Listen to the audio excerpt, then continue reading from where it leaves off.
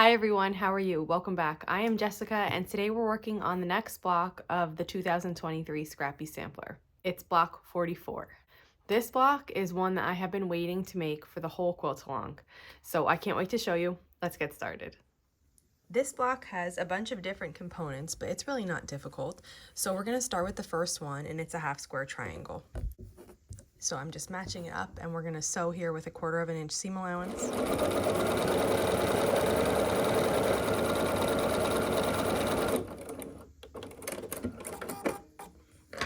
And for these, we need 4 of these half square triangles. So this is what one looks like. These are made to size. We're just going to open it up and just trim away the little overhangs at each edge. Okay. And here it is. And again, we need 4 total. So I went ahead and I made 3 more. And I'm just going to set these aside until later.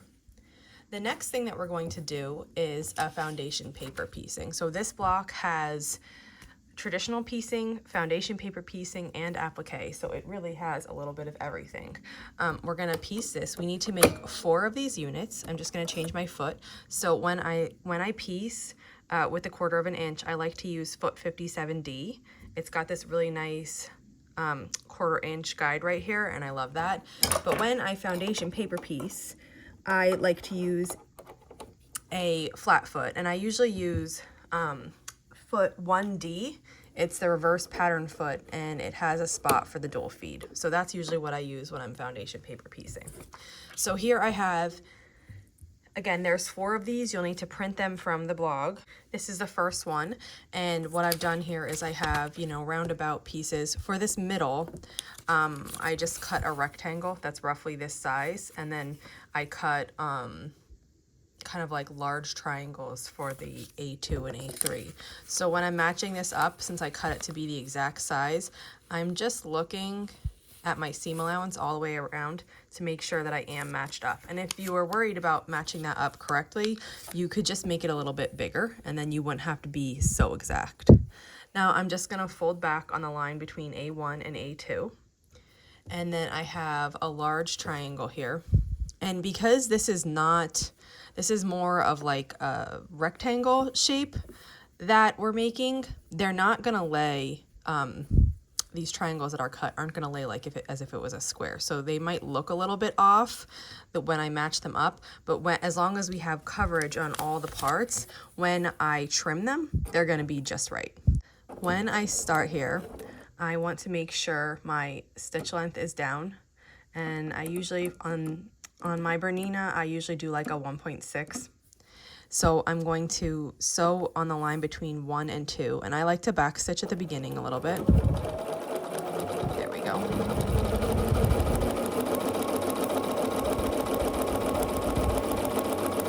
And when I come to the end, I like to back stitch again and then cut. And then before I trim away this excess here, I just want to fold it back, and I want to make sure that I have coverage everywhere. So that's close, but my red is beyond that point, so this will be fine. And then what I'll do is I'll just trim, I'll fold the paper out of the way like that, and then I'll just trim this, leaving a 1/4 inch or so. And what I have placed there from the red is about a 1/4 inch. It gets a little bit bigger on the one side, like this side's a little bit bigger, but it's fine with me. Now you can press here with an iron if you'd like, or you can just give this a finger press so it'll lay flat for you. And we're going to piece this other side now. So I'm gonna fold back on the line between A1 and A3 and just make a crease. And then we're gonna use the other triangle that I have to, that looks pretty good. So I'm gonna hold it there, flip it over, and then we're gonna sew here on this line between A1 and A3.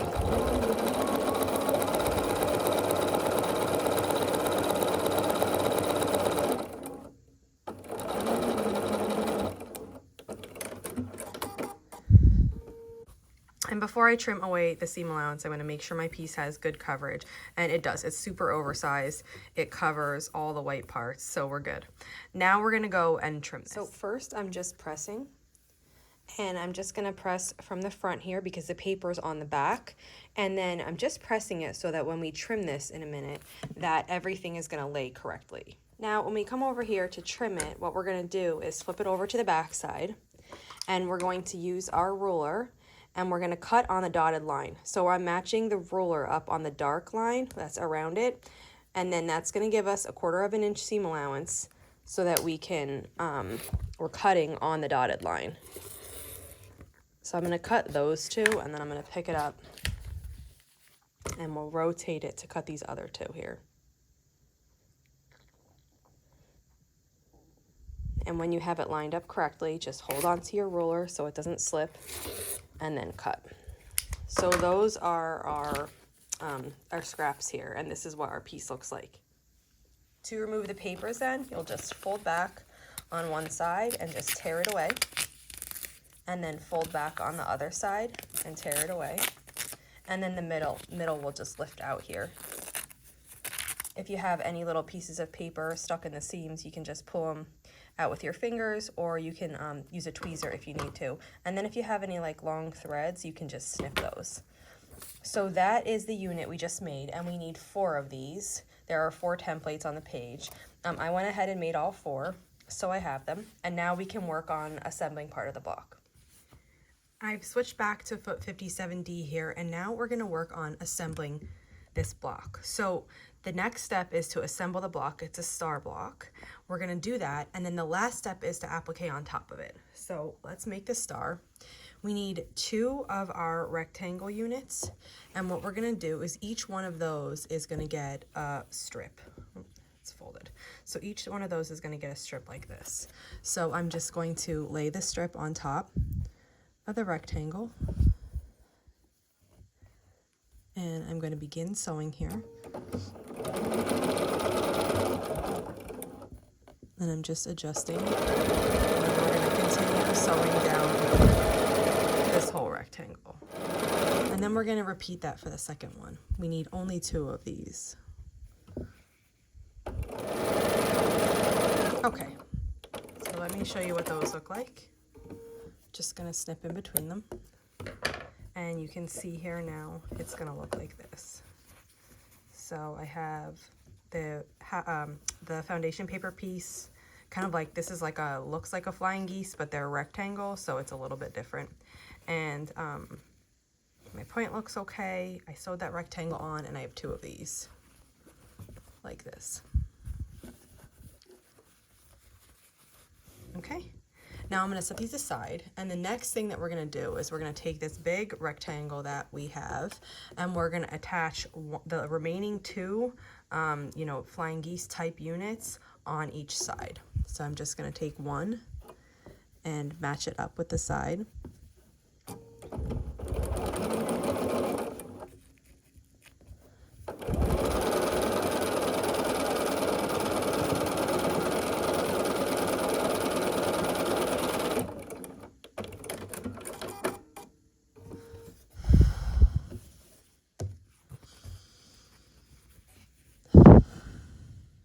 Then we're going to do the same thing on the other side here.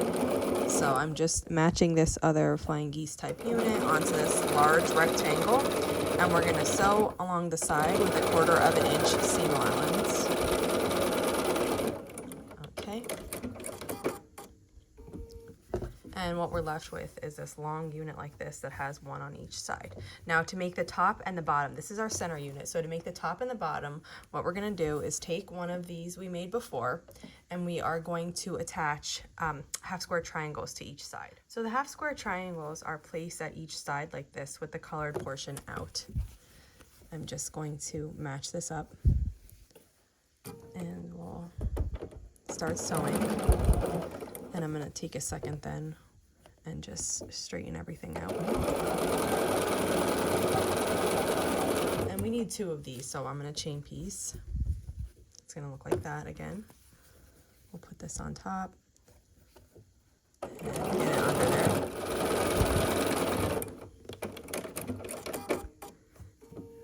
Then we have that, and now we'll just add the other half square triangle at each end.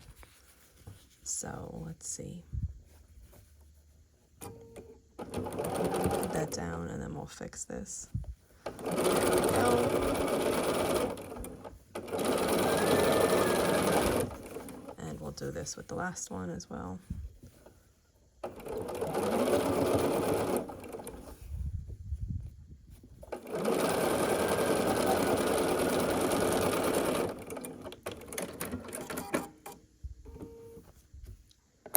Okay, so now we have a top unit and a bottom unit that look like this. And then the next step is to sew these to that middle section.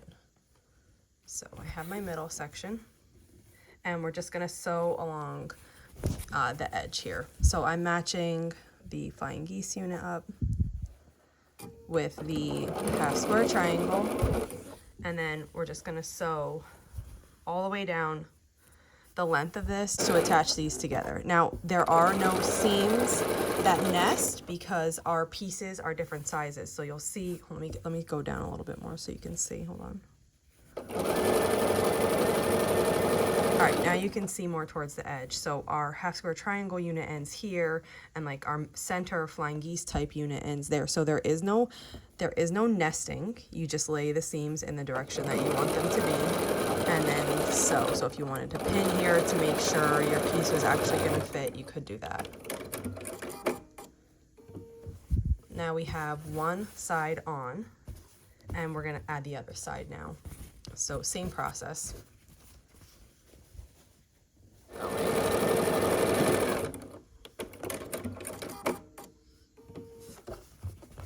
Okay, so here's our block. Hard to see here, but let me zoom out and show you. So here's what the block looks like so far. The next step here is to press it. So let's flip it over and work from the back. And I am going to work with the center first. So I'm just going to make sure it's laying nice and flat and press this unit here, and then flip it around and do the same thing on the other side. Once that's pressed nice, I will flip back to the front, and we're gonna press this long seam here. So I'm just making sure everything is laying. I'm not like stretching it, I'm just making sure it's all laying nice.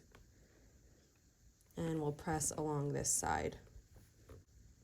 Okay. Then I'll gently open this up with my iron in my hands and just press this seam flat. Okay, so here's what it looks like on that side. Now we're going to repeat that on the other side.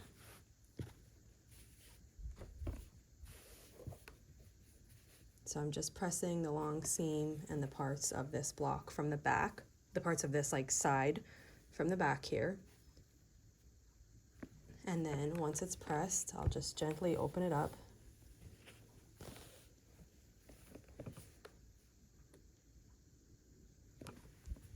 There we go. So now it's pressed, and it's kind of this like misshapen star, but what we're gonna do is applique on top of it. Okay, the next step is applique, and I'm going to do the freezer paper method. So I have my freezer paper here, and I'm gonna press it with the shiny side down to my table. Then I'm gonna get another piece and do the same thing right on top of the first piece, and then a third piece on top of that. And this is gonna make a really nice sturdy template for us to use to make, this is a flower, so we're gonna make petals and a center. And you'll need the printout from the blog for this, and this is what it will look like. You'll have a G petal and an S center, and you'll cut these out. Now, when you're cutting these out for freezer paper, you don't need to keep the seam allowance, so you're gonna cut on the dark line, and you'll just cut around your petal on the dark line here.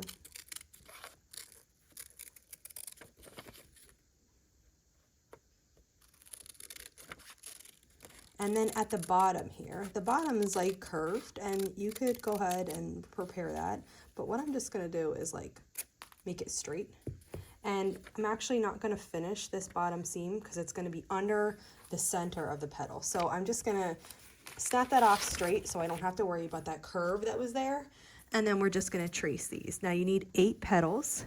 So you could choose to make, you know, 8 templates and do every single one at the same time, or you could choose to just make a few and reuse your templates. I'm gonna make a couple And then I just want to show you one of the petals, and then I'll show you the center also. So let me just trace two for now. And then what we're going to do is cut this out. There.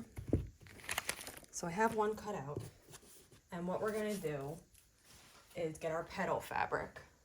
Now I'm going to use this white for my petal fabrics and then this yellow for my center. So I have the white and I'm putting it wrong side up. I'm just going to press it just a second here. And then I'm going to take the shiny side of the template and press it down onto the fabric. And it's going to make it stick.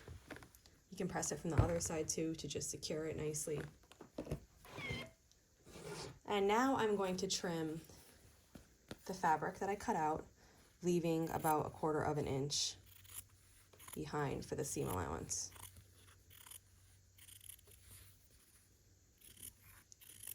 And then at the bottom, I'll leave 1/4 inch or thereabouts here. And then I'm just not going to finish the bottom. So that'll just have a little bit of a raw edge and it's going to go under the center. So it really doesn't matter. And now to press this petal, we need starch, and I'm using the starch. And I'm going to spray some into the cap here. You just like spray it right in and it'll give you like a starchy liquid. And then you could use a paintbrush or your fingertip, and you're going to apply the starch to the seam allowance. And you probably just want to do maybe you know, a little bit at a time because the starch can dry. So I'm just going to do half to start. And then you can use a stiletto. I like to use my fingers, but you could use a stiletto if you were worried about your fingers being burnt. And you're just going to come right on the edge of the fabric here and let the starch set the fabric, the starch and the iron set the fabric so that it forms exactly around this template.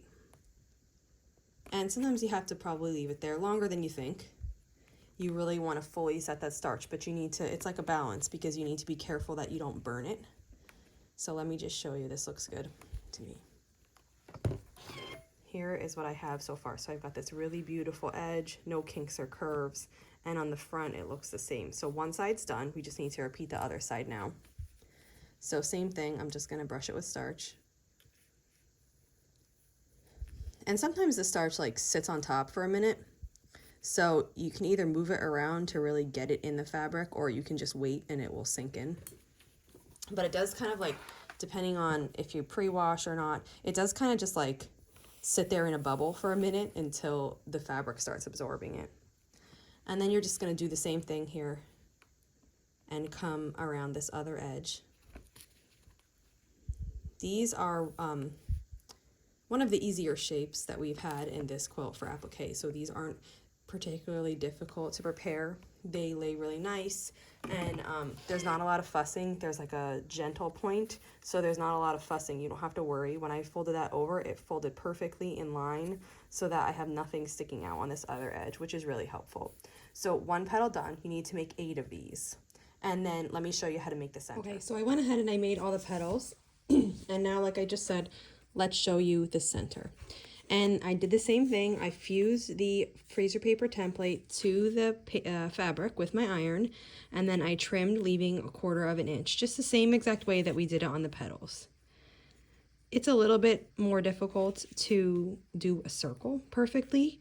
If you're struggling with the circle, doing it like this, if you refer back to the Dresden plate video, I do it a different way where we base the circle first with thread, and that's a little bit more of like a beginner friendly method on doing this. You kind of can't go wrong with that method. So if you're struggling, I recommend going back and just watching that video and then making the circle in that, using this template, but making the circle in that other way. So we're just going to do it the same as we did the petal. We're working little sections at a time and then just letting the iron sit on top of it and press the fabric into place with the starch and everything. And it'll sit really nice for you. But again, a circle is, they're a little bit tricky. So if you're struggling, just do it that other way. And that looks good so far. And now I didn't starch the other side, so let me starch that. I have to open this little bit up here just to get in there nice. And we'll just starch the rest of this. Okay, it seems pretty good. So now I'm just going to turn the circle again and we'll work in a new section. And I'll just hold it there until it sets. If you wanted to use, like I said before, like a stiletto, so your finger wasn't this close to the iron, then you could definitely do that as well. Okay, that looks pretty good. We're getting really close to the beginning, so let me just do probably 2 more presses. So let this set here. And then on the last one, we're going to do the same thing. Just come in right from the edge. And I'm probably going to go halfway, like almost halfway over this circle now for this final bit and just set it really nice. And then once I feel like that's good, we'll flip it over and we'll press it from the front. And then let me take a look. That last little bit of starch isn't fully dry yet, so I don't want to pull it out until it's fully dry. Now let's see. Yeah, that looks good. Okay, so now you can see this looks really nice. The edges the edges are really good, and from the front, oh, there's a little piece of fabric stuck there. Okay, and from the front it looks really nice too. So if you'll remember from our other blocks, the next step, once you have these made, I like to let them cool, and then you just pop out the template. It peels right off, and just fold your seam back to where you had it. And then I like to press it one more time from the back and also from the front, because I want to make sure that it's laying nice and flat before I applique this to my block. So I will repeat this for all of them. So again, I'll show you one more time. You just lift a seam up and this just pulls right out.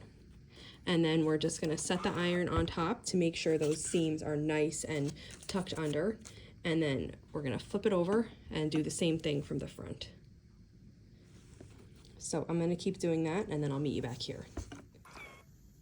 Okay, so I brought the block over. I have all of my petals prepared and also my center. And I did not include a layout, a specific layout. You can see the picture of how this is supposed to be laid out, but I didn't include like a template. So I'm just gonna show you. You're gonna match the point of the petal right with the point of this like flying geese unit.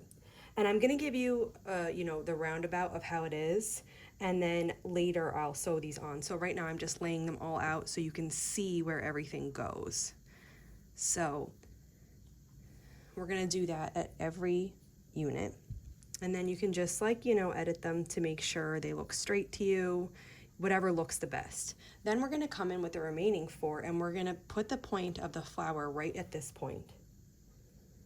And then what you're gonna do is you're gonna need to just fix the center, but I will do that. I just wanted to show you the layout.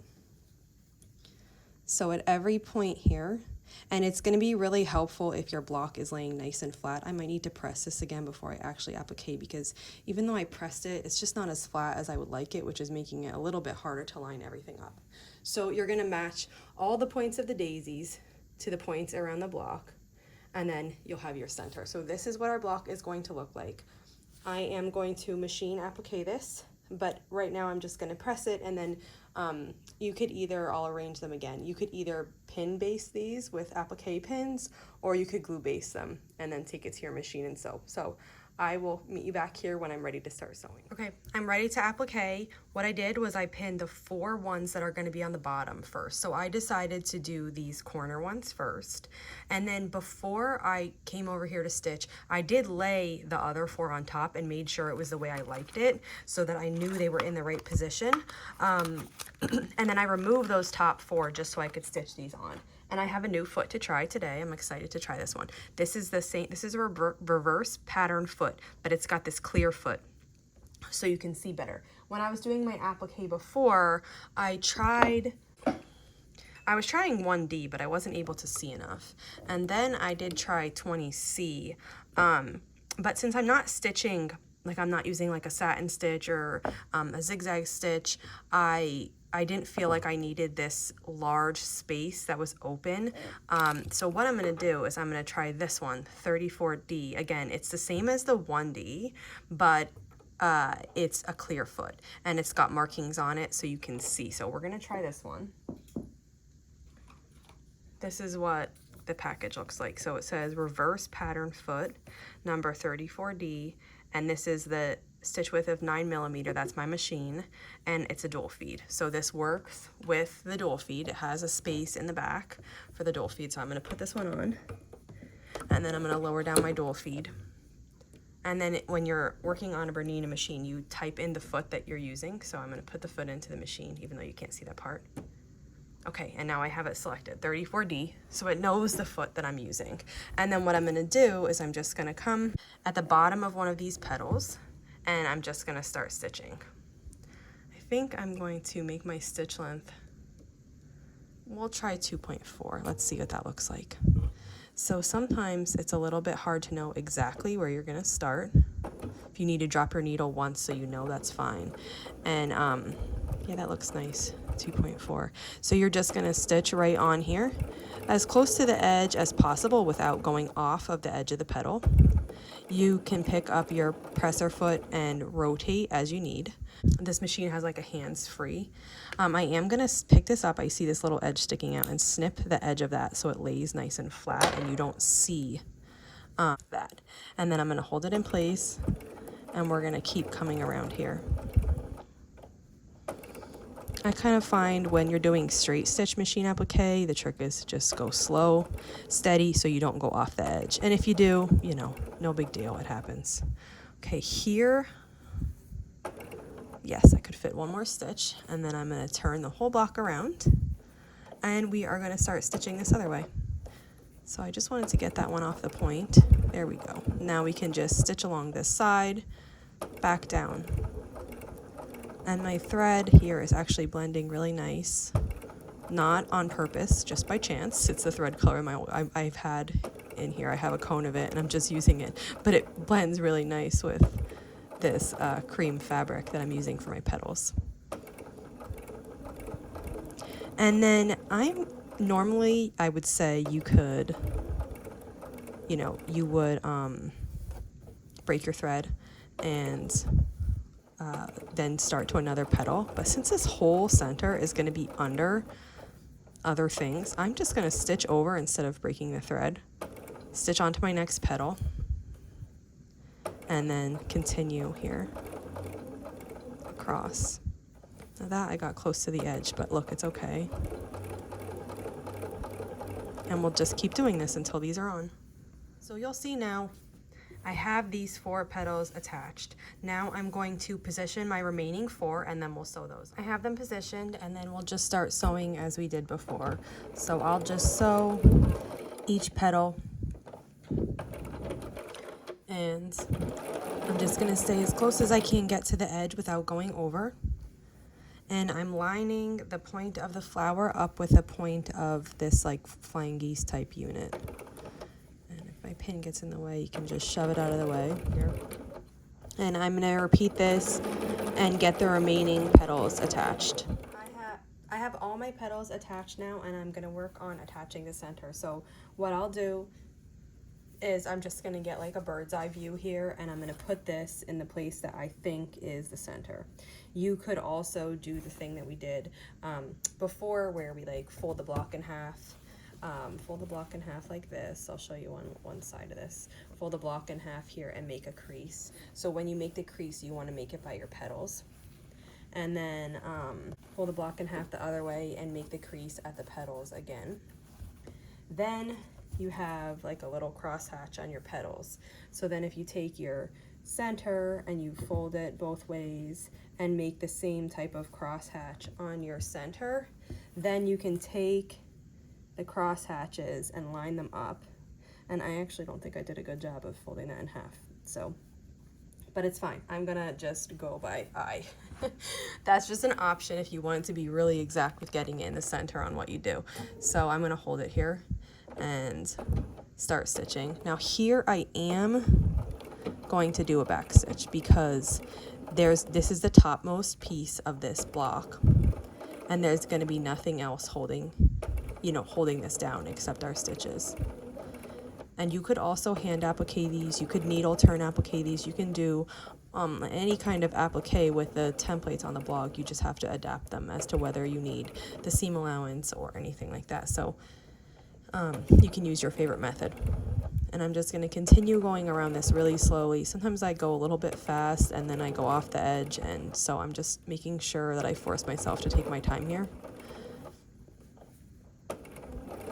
And the red line on the front of my foot, this is in line with the needle, so I can see, you know, when my needle will be in line and when it will be off, which is really handy. I'm actually totally loving this foot for applique. So, okay, so here I'm gonna, well, I should say for straight stitch applique. If you were doing, you know, like a satin stitch or a zigzag, you would want to use a different foot than this. So it had more, probably more something.